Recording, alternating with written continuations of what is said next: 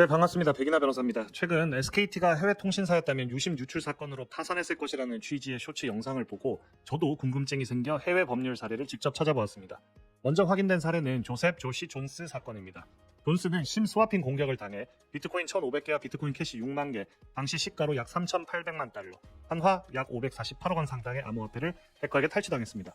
이에 대해 조셉 조시 존스는 통신사인 T모바일을 상대로 손해배상 청구를 제기하였고 비공개 중재 절차를 거쳐 3,300만 달러, 약 476억 원을 T모바일이 배상하는 것으로 사건이 마무리되었습니다. 또 다른 확인된 사례로는 바야니 vs T모바일 USA 집단 소송 사건이 있습니다.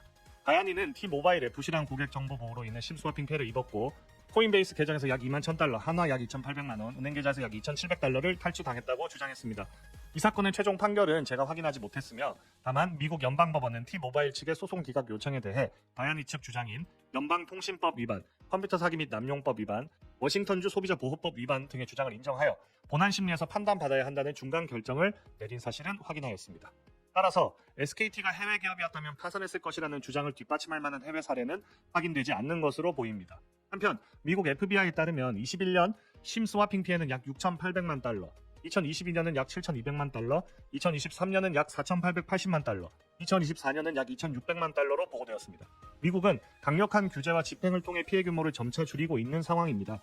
결국 한국이 새로운 타겟이 된 것은 미국 통신사의 정보 보안 수준이 높아지는 반면 상대적으로 한국 통신사의 보안이 취약했기 때문으로 조심스럽게 추정할 수 있겠습니다. 해외 사례를 살펴보니 심스와핑을 통해 암호화폐를 탈취당한 피해자가 다수 확인되고 있습니다. 특히 가상화폐를 보유한 SKT 이용자분들은 지갑 보안에 각별히 유의하셔야 될 것으로 보입니다. 혹시 이번 SKT 개인정보 유출과 관련하여 휴대전화가 갑자기 먹통이 되거나 예금이 인출되거나 알지 못하는 대출이 실행되거나 모르는 휴대폰 개통 안내를 받게 된다면 즉시 금융기관과 통신사의 피해를 신고하고 경찰과 금융감독원에도 즉시 신고하시기 바랍니다. 이후 구체적인 피해 규모를 확인한 뒤 SKT에 피해 보상을 요청하시면 됩니다.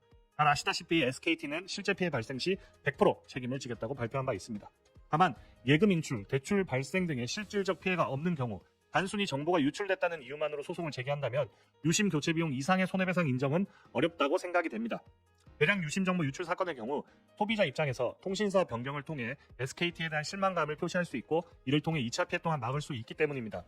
물론 사고는 통신사가 치고 수습은 왜 고객이 하냐고 분통이 터질 수 있지만 유출 사실 자체만으로 단체 소송을 추진하는 것은 현실적으로 큰 실익이 없을 것으로 보입니다. 물론 조셉 조시 존스나 바야니처럼 실제 금전적 피해가 발생한 경우라면 개별적으로 SKT에 보상을 청구하거나 집단 소송을 통해 피해 보상을 청구하는 것이 타당할 것입니다. 이상 백이나 변호사였습니다. 감사합니다.